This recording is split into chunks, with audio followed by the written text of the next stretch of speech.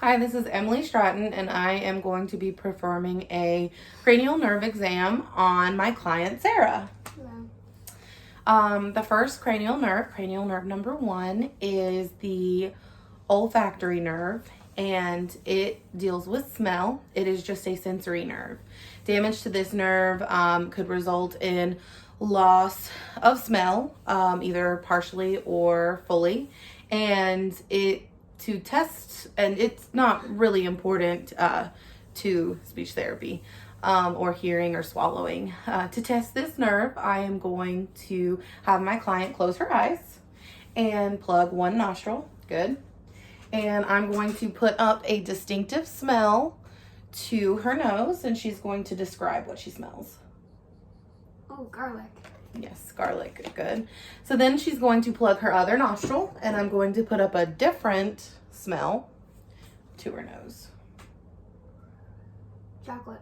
Good. Good. All right. And then the next nerve, cranial nerve number 2, is the optic nerve. Sorry, my cat is trying to join in. The optic nerve deals with vision, and it is also just sensory.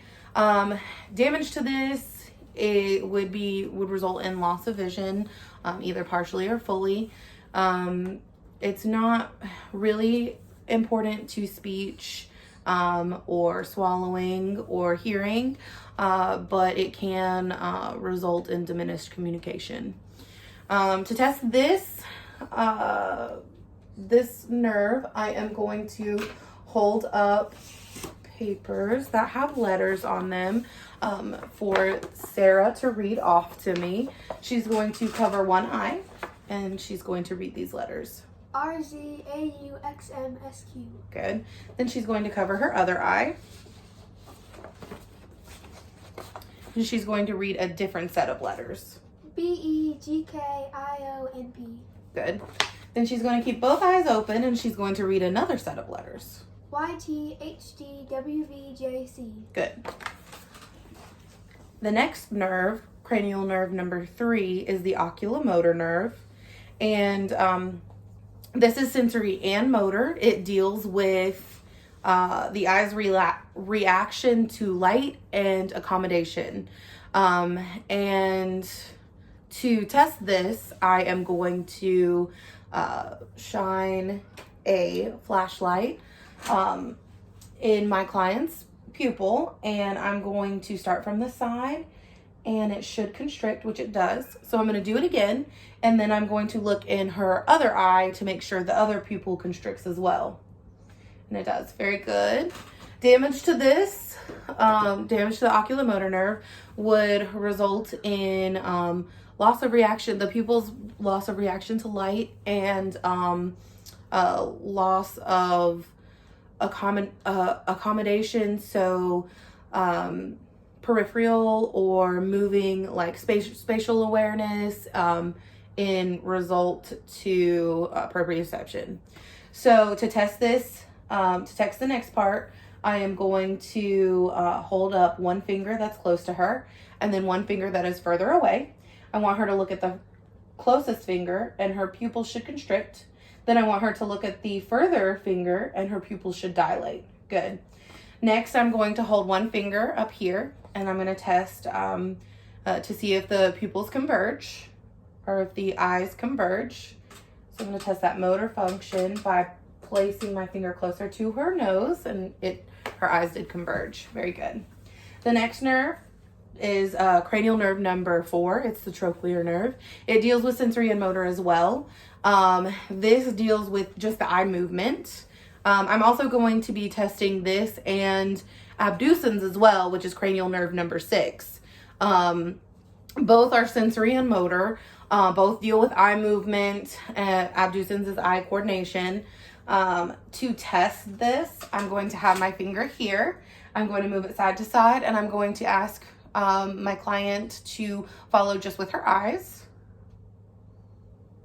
Good. Then I'm going to move up and down. Good.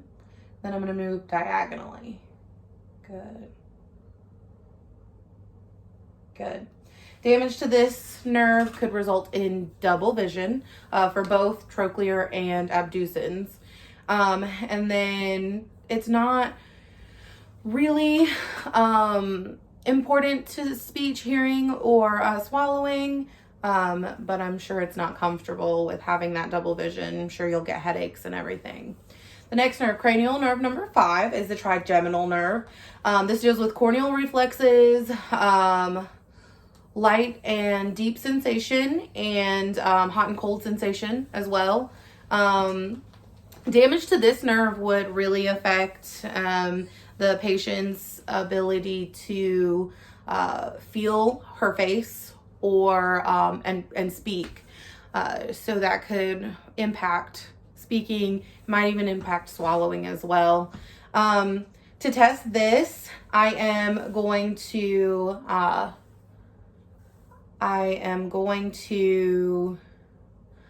have my client look up, and I'm going to lightly touch her lateral sclera, and that should elicit the blinking response. So damage to this would also impact blinking,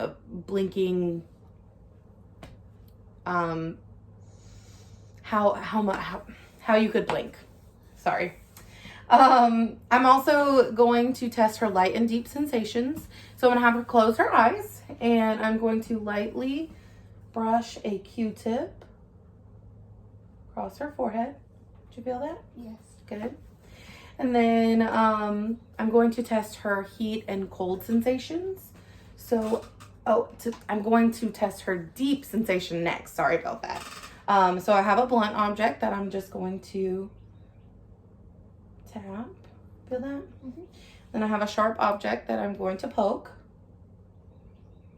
I know that. Good. All right. And then I'm going to test her heat and cold, how she reacts. So I'm going to have an open flame, and she's going to get as close as she can until she feels it. Yeah, I can feel that. Good. And I also have an ice cube that I'm going to place on her face to see if she feels it. I feel that. It's cold? Yeah. Good. So damage to this nerve could also result in loss of feeling or pain. Lots of pain is associated with that because of those sensations. And then loss of feeling hot or cold. The next cranial nerve number 6, is abducens. We tested this with the trochlear nerve. It is also sensory and motor, and it's not super important to speech, but it would give that double vision effect because it is related to the eye movement, and damage to this nerve would cause necessarily a lazy eye, so that would result in double vision and possibly headaches. The next cranial nerve is cranial nerve number 7. It's the facial nerve, and it deals with facial expressions and the taste. So this one's pretty big. If you don't have those facial expressions, you could lose feeling. Damage to this nerve could impact swallowing and speaking as well. To test this, I am going to have Sara raise her eyebrows. Good. I'm going to have her smile. I'm going to have her frown. I'm going to have her puff out her cheeks. And I'm going to have her close her eyes tightly. Good. So I'm also going to test her taste as well. So I'm going to have her close her eyes and stick out her tongue. And I have different tastes that I'm going to place on the tip and then on the sides of her tongue. So I started with the tip. Applesauce? Yes. So next, I also have a different one that I'm going to put on the sides of her tongue. On one side. Ranch. Ranch, good. And then I have one more. Chocolate? Yes, chocolate pudding, very good. All right. So the next cranial nerve is cranial nerve number 8. It is the vestibular cochlear nerve. This one's my favorite. Besides the fact that I like to say it, the vestibular cochlear nerve. It deals with hearing and balance, the equilibrium. This is one of my favorite ones to talk about because my mom's vestibular cochlear nerve is damaged with her disease. She has a abnormal gait, and she is frequently thrown off balance. She falls frequently. So this is one thing that I like to learn more about. It deals with the sensory. It's just sensory, and it is auditory input and equilibrium and balance. So to test this, I am going to tap popsicle sticks together close to my client's ear, and I'm going to do it in a distinct pattern, and she is going to replay that pattern to me.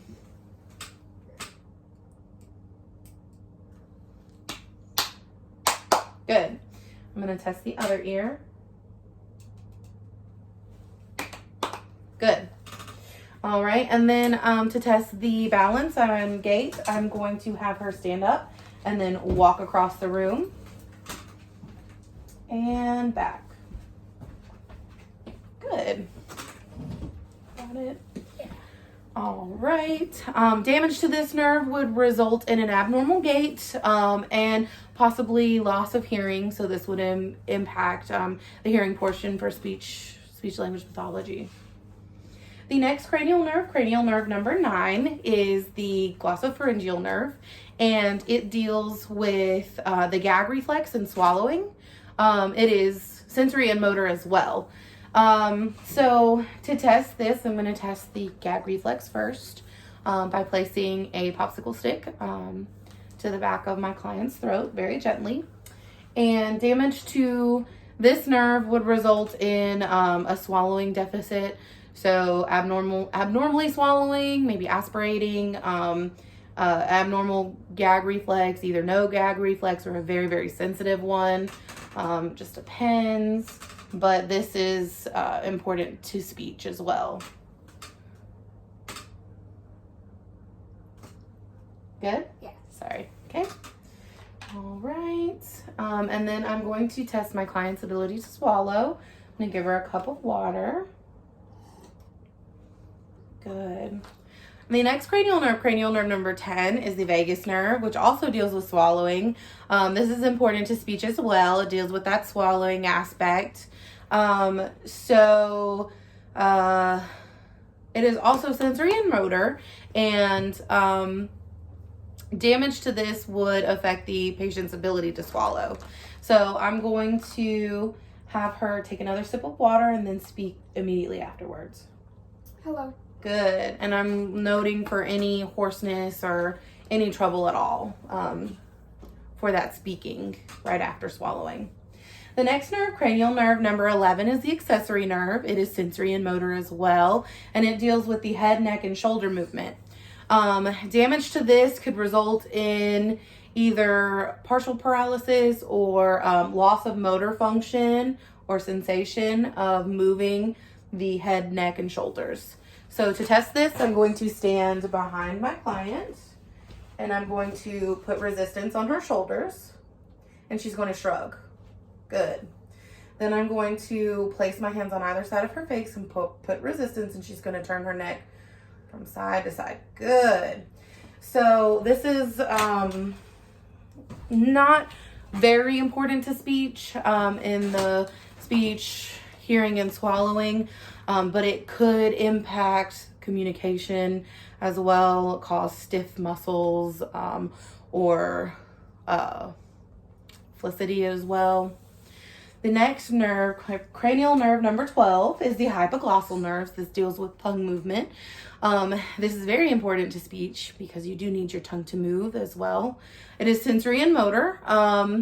And damage to this nerve would result in either partial or full paralysis or loss of function of the tongue. To test this, I'm going to have my client stick out her tongue, and she's going to move it from side to side. Good. All right. Well, thank you so much for listening, and thank you, Sarah, for participating.